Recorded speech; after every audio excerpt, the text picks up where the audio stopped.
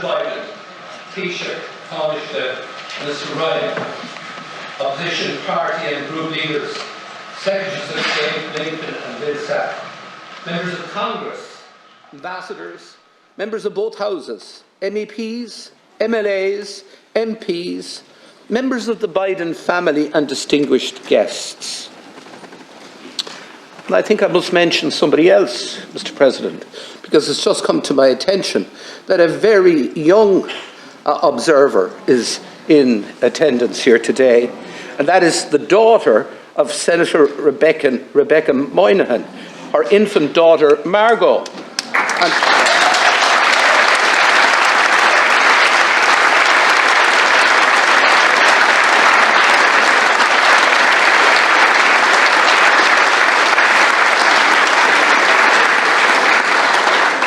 And I do suspect that Margot's attendance here will go down in family folklore for many years to come.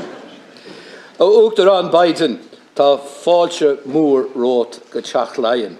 Unad our Parliaments náisiúnta. Is é lá stairiúil súntasach agus lá mór bród dúin go léir an lá seo.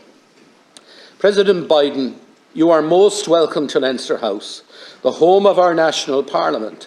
This is a very proud and historic day for us all.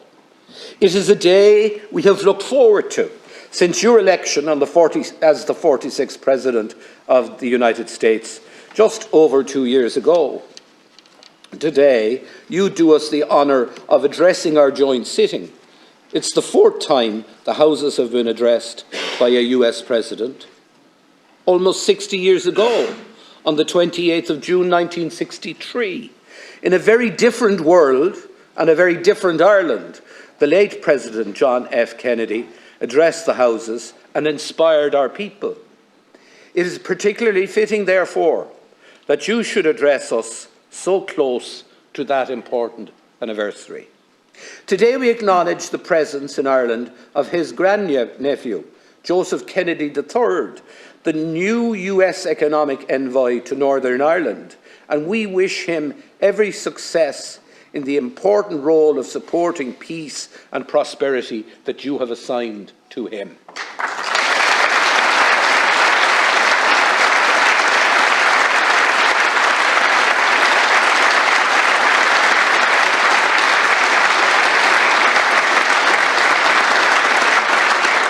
Now, Mr. President, while all previous presidential addresses have been of major significance, today's is like no other, because amongst an extensive list of distinguished guests, we are joined here in the Dáil today by our former illustrious President, Mary McAleese, former Taoiseach Bertie Ahern, a key architect of the Good Friday Agreement, former Taoiseach Enda Kenny, a fellow Mayo man and a close personal friend, we know, of yours. Joining us also is the former President of Sinn Féin and a former member of this House, Gerry Adams, who played such a key role in the Good Friday Agreement negotiations.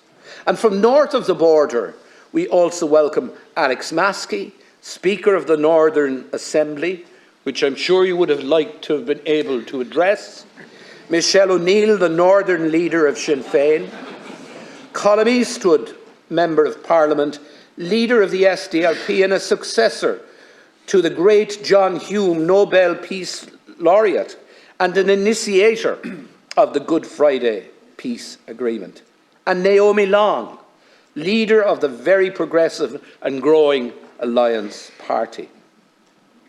I extend a special welcome also to Miss Mary Heaney, whose late husband, Seamus Heaney, is a favourite poet of yours, Mr. President, and of ours also. And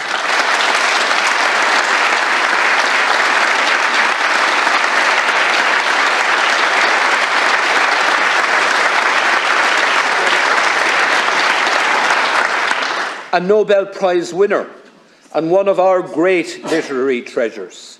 Seamus would have been 84 today, and I'm sure he is looking down on us with his glasses nestled between his fingers and a hint of a smile on his face. From the diplomatic corps, I warmly welcome the US Ambassador, Claire Cronin. Thank you for sending her to us. And her Irish counterpart.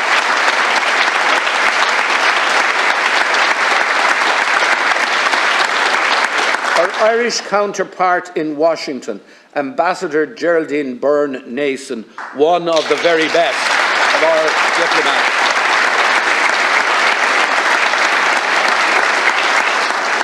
These two outstanding women have done our two countries proud. We are joined too by the Dean of the Diplomatic Corps, the Moroccan Ambassador to Ireland, the representatives of the European Commission and Parliament, Jonathan Claridge and Fionnuala Croker, our dear neighbour and friend, Ambassador Paul Johnson of the United Kingdom. But may I extend a very special and warm welcome to the much-admired Ukrainian ambassador to Ireland, someone who has become incredibly well known to all of us, Larissa Garasko, who above all else represents the nearly 80,000 displaced Ukrainian citizens now resident in Ireland.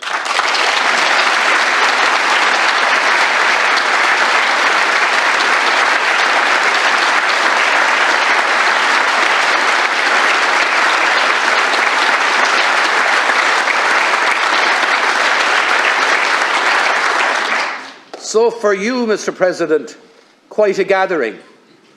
And with the greatest of respect, Mr. President, I must say you sure can draw a crowd.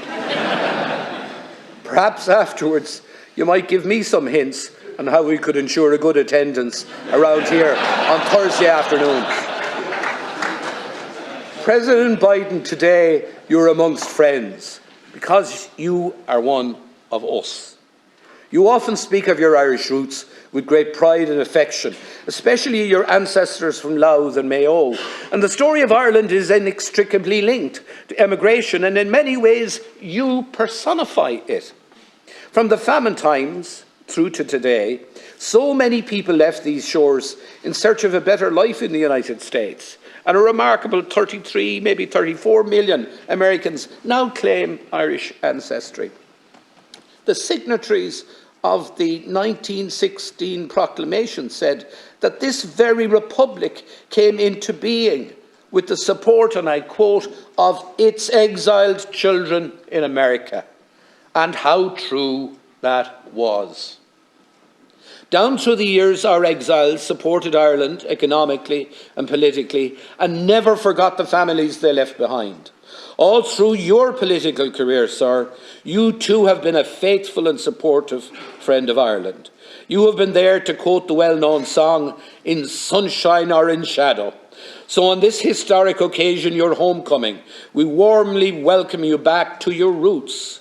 From the bottom of our hearts, we thank you for all you have done and continue to do for us here in Ireland. The Ireland you are visiting this week is a multicultural, progressive nation, benefiting enormously from an inflow of immigrants who have arrived on our shores from across the world. They enrich our society and help us grow our economy.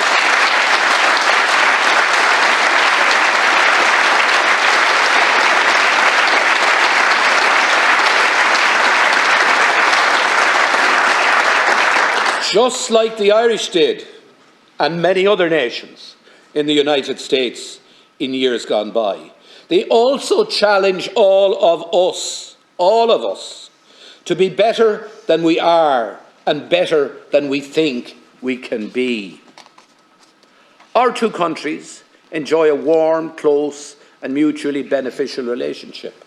It has been an enduring relationship built on shared values and shared economic interests, as well as a passion for politics and a love of culture, matters that you have highlighted, Mr. President, frequently. Economically, Ireland has benefited immensely from US investment, which supports over 370,000 jobs in Ireland today.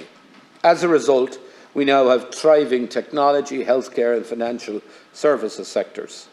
Less spoken about, however, Mr. President, are the 650 plus Irish companies that operate across all 50 states of the Union, employing over 100,000 people, and the fact that Ireland today is the 9th largest source of foreign direct investment in the United States. Long may this bilateral investment continue. Scá a chéile a Warren Nadini.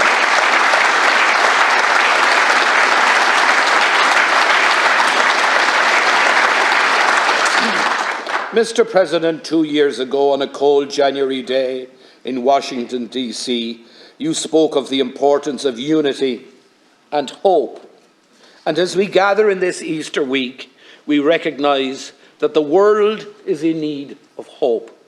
Hope for those affected by war, hope for those suffering from hunger, and hope for those in the face of the existential threat of climate change. On this island, your visit to Northern Ireland is an important statement of hope and support for building a better and continued peaceful and prosperous future for all. We thank you for your unstinting and constructive support for the Good Friday Agreement over the last 25 years, and for your continued close engagement, which you demonstrated so powerfully this week. Friends and colleagues, politics, despite what the cynics might say, is a noble profession. And we are fortunate today to welcome not just a very fine politician, but an outstanding and international statesman. President Biden, in life, you have demonstrated unshakable faith, deep resilience, and the ability to bring people of diverse and often conflicting views together. Above all, to quote the memorable words of the iconic Seamus Heaney, you challenge us to believe that the farther shore is reachable. I invite you now to address the Houses. Thank you.